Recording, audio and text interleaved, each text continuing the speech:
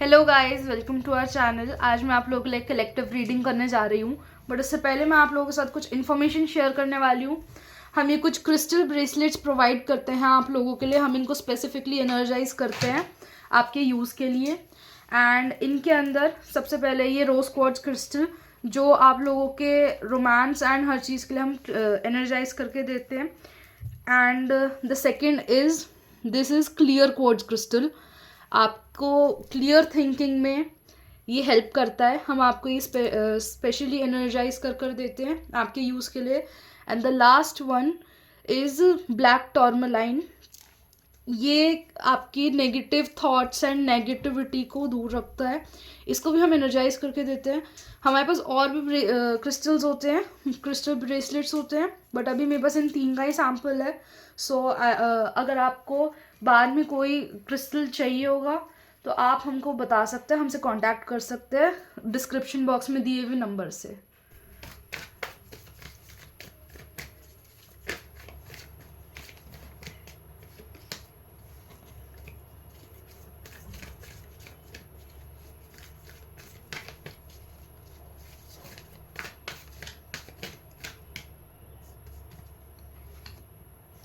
Four of Swords, mental overload and stress, may be काम का stress या एक इमोशनल स्ट्रेस, पर ये मुझे ज़्यादा काम का लग रहा है। हाँ, it is work load and बहुत सारा स्ट्रेस।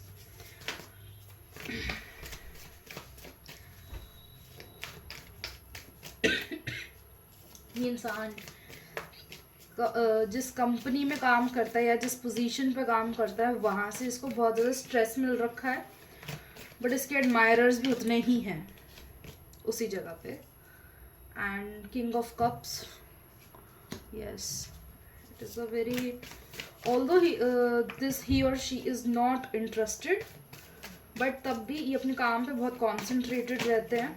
इनके पास फालतू कुछ भी सोचने समझने का ज़्यादा टाइम नहीं होता है, बट स्टिल इनके काफ़ी एडमायरर्स रहते हैं जो इनको, लाइक फेब्रवरी चल रहा था पूरा, वो वैलेंटाइन वीक चला है, तो उस हिसाब से इनको काफ़ी चीज़ें मिली होगी, like teddy bears and flowers and chocolates, ये सब कुछ बहुत मिला होगा। इनफैक्ट इनको वैलेंटाइन डे पे प्रपोजल भी मिले होंगे, but they look less interested in this all, क्योंकि वो अपने करियर पे ज़्यादा फोकस्ड है।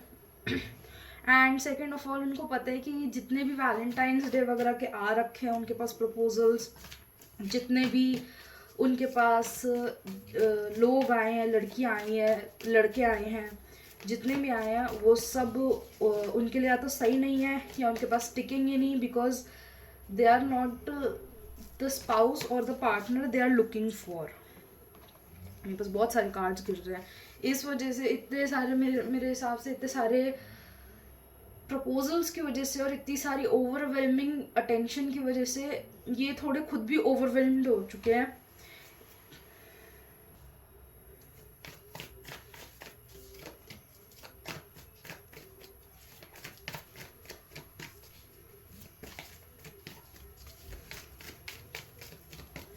इन्होंने किसी का भी एक्सेप्ट नहीं करा है वो प्रपोजल, बिकॉज इनको पता है वो इंसान इनके लिए राइट नहीं है, और जो इनका राइट इंसान है वो इनके पास फिलहाल है नहीं।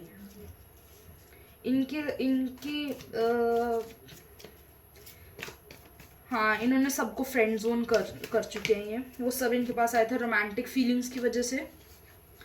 इस इंसान ने बट मिराकुलसली सबको ही फ्रेंड जोन कर दिया है, लाइक बहुत ही नॉन ऑफेंडिंग वे में। मतलब इन्होंने कोई दुश्मन भी नहीं बनाए, किसी को हर्ट भी नहीं किया, बट स्टिल इन्होंने सबको वो फ्रेंड बनाते बनाते फ्रेंड जोन कर भी दिया, उनका ऑफर भी ठुकरा दिया।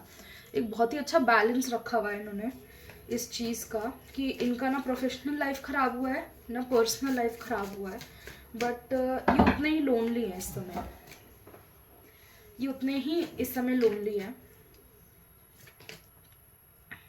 यस, द एम्परर, एम्परर होता है ना, बहुत लोनली होता है। और एम्परर सराउंडेड होते हुए भी बहुत ज़्यादा अकेला होता है, that they have no one to trust. तो इनके पास भी वही सेम हाल है, नो वन टू ट्रस्ट है। इनकी कंपनी की हायरार्की ऐसी है, या इनकी जो पोजीशन है वो ऐसी है कि नो वन टू ट्रस्ट है बिल्कुल।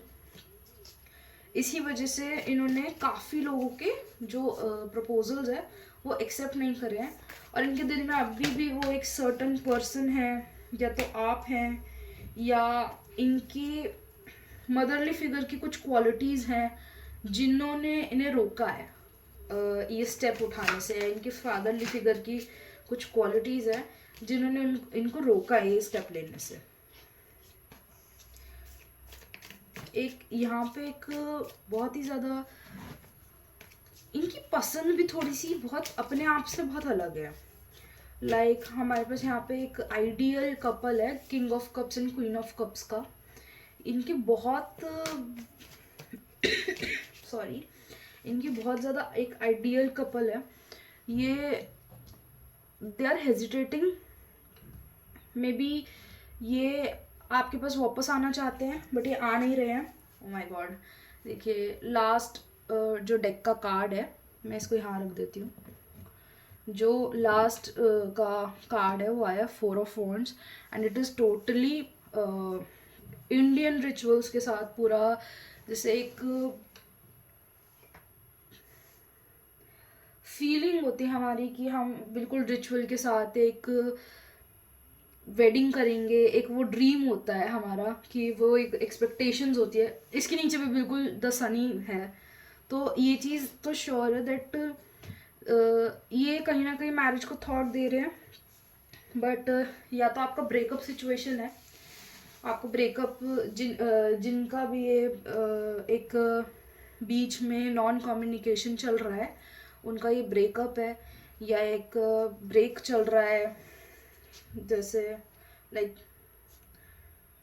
बट ये बहुत इंसान बहुत ज़्यादा कंफ्यूज्ड है। ये आपके पास वापस आना चाहते हैं बट इनमें एक वो ईगो है, मेल और फीमेल एक ईगो है, या फिर एक हेजिटेशन है, एक हिचक है कि वापस जाना सही है कि नहीं है।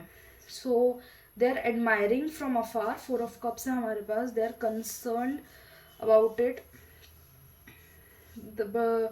बट इधर उनको लगता है कि आप बहुत ही ज़्यादा अनकंसर्न्ड हो इस बारे में, और उनको लगता है कि आपको अप्रोच ना करके अपनी या तो अपनी गलतियां ना मान के ये एक बहुत ही रैशनल और लेवल हेडेड डिसीजन है। बट मेरे को यहाँ पर दिख रहा है कि ये इतनी इमोशनल सिचुएशन है कि इसके अंदर हम लोग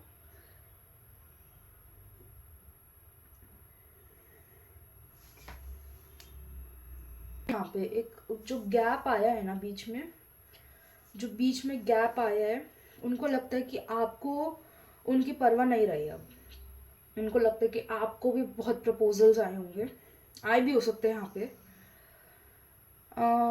बट उनको ये नहीं पता that you are stuck over them. वो इंसान आना तो चाहता है बट वो आ नहीं रहे। वो इंसान सारे अपने वादे निभाना चाहता है या चाहती है।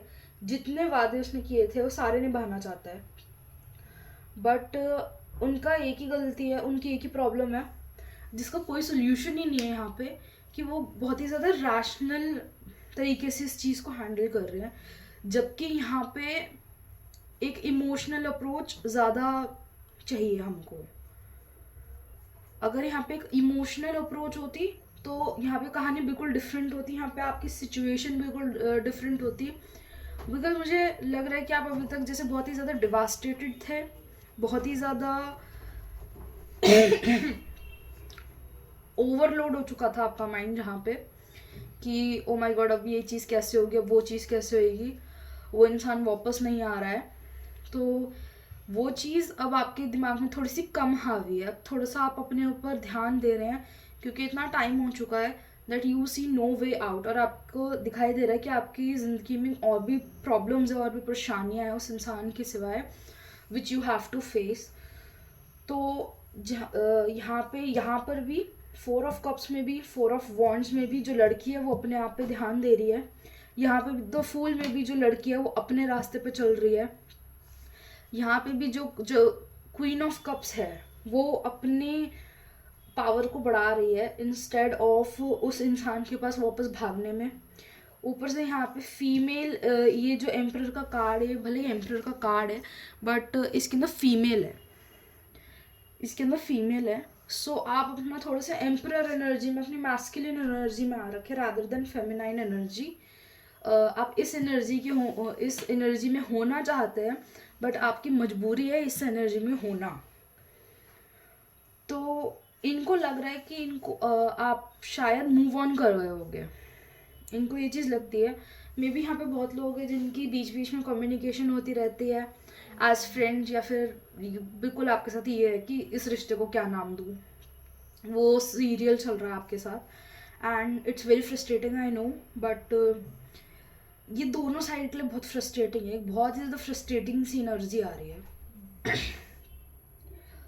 एंड इसके अंदर उनको खुद को नहीं पता था, मे बी वो बहुत डिटर्मिन्ड होके बैठे थे कि इस बार जब फेब्रुअरी आएगा, वैलेंटाइन डे आएगा, क्योंकि मुझे दिख रहा है कि ये जो इंसान है ये एक वेल सेटल्ड इंसान है, इनकी जॉब है, सब है, विच इज़ वाई इनके जो पेरेंट्स थे या इनकी जो मे बी मदर फिगर थी, ये थोड़ा सा फोर्स हो रहे थे, या थोड़ा सा इनकी मदर इंसिस्ट कर रही थी या पेरेंट्स इंसिस्ट कर रहे थे कि शादी के बारे में सोचना चाहिए। तो इस बार ये बहुत मन पक्का करके बैठे थे कि इस बार वैलेंटाइन डे आएगा तो प्रपोजल्स आएंगे, जो इन्हें आए बट इनको खुद को नहीं पता इन्होंने क्यों उन प्रपोजल्स को टाल दिया। इंस्टेड ये आपके बारे में सोचते रहे। इनको भी ये चीज़ खटक रही है for even for them, may be इनके पेरेंट्स को नहीं पता कि आपका रिलेशनशिप था उस समय पे, एक टाइम पे या है, बट आप लोगों के बीच में एक ब्रेक या कम्युनिकेशन गैप चल रहा है या मिसकम्युनिकेशन चल रहा है। उस वजह से इन्होंने ये अपने आप को अपने काम में और ज़्यादा बस डुबाते जा रहे हैं। It's like they want to move on, ये बिल्कुल ठान लेते हैं, पूरी निष्ठा प्रतिष्ठा सब करके ठान लेते हैं कि इस बार तो मूव ऑन करके रहना है, बट फिर ये मूव ऑन नहीं कर पाते क्योंकि मे बी आप लोगों के बीच में लड़ाई नहीं हुई है, आप लोगों के बीच में एक अंडरस्टैंडिंग के साथ ही लेट गो कर दिया एक दूसरे को।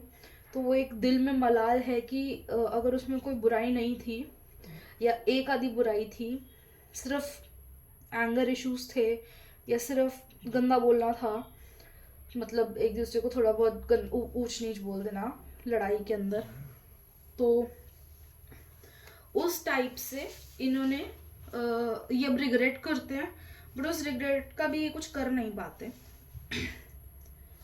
तो अब ये तो हो गई इनकी रीडिंग, इनकी तरफ से रीडिंग, इनकी करंट फीलिंग्स।